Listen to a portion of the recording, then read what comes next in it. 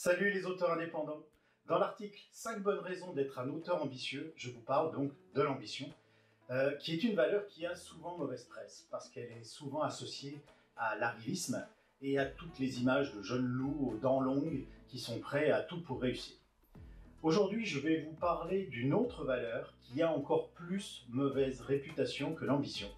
Et je veux parler bien sûr de l'avidité. Alors l'avidité, qu'est-ce que c'est ? Elle est définie comme étant le désir ardent de posséder quelque chose, alors que la cupidité, elle, c'est le désir excessif du gain ou de l'argent.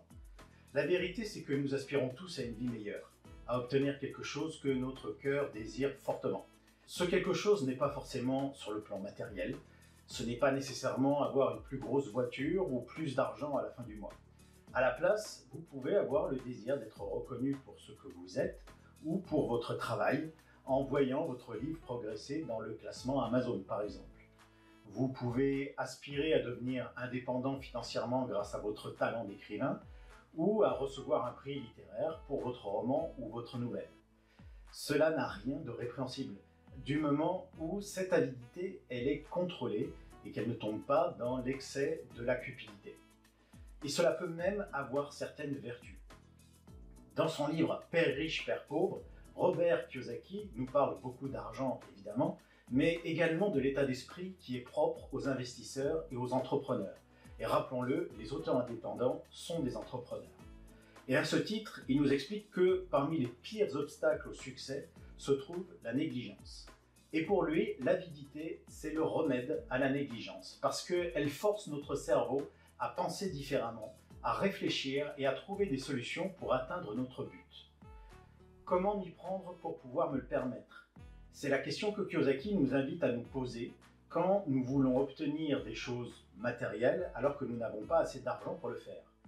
Moi, je dirais plutôt comment m'y prendre pour obtenir ce que je veux. Car en tant qu'auteur, nos inspirations ne sont pas forcément pécuniaires, même si je n'ai encore jamais vu un auteur cracher sur le versement de ses droits.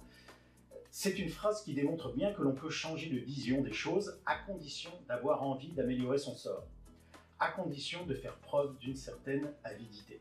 Sans ce sentiment, il n'y a aucun progrès pour soi qui aurait été possible. Alors, je ne vais pas vous dire que vous devez faire preuve de plus d'avidité, cela reviendrait à vous dire de rouler sur les trottoirs pour éviter les bouchons en voiture.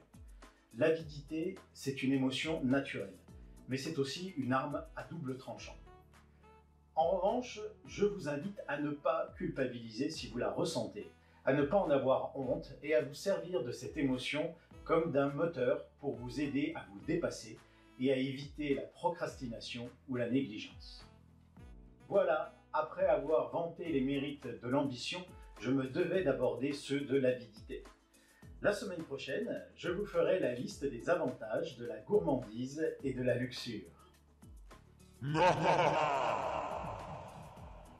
J'espère que cette vidéo vous a plu. Si c'est le cas, merci de cliquer sur le petit pouce bleu juste en dessous. Et si ce n'est pas déjà fait, abonnez-vous à la chaîne en cliquant sur ma grosse tête dans le coin juste là. À bientôt!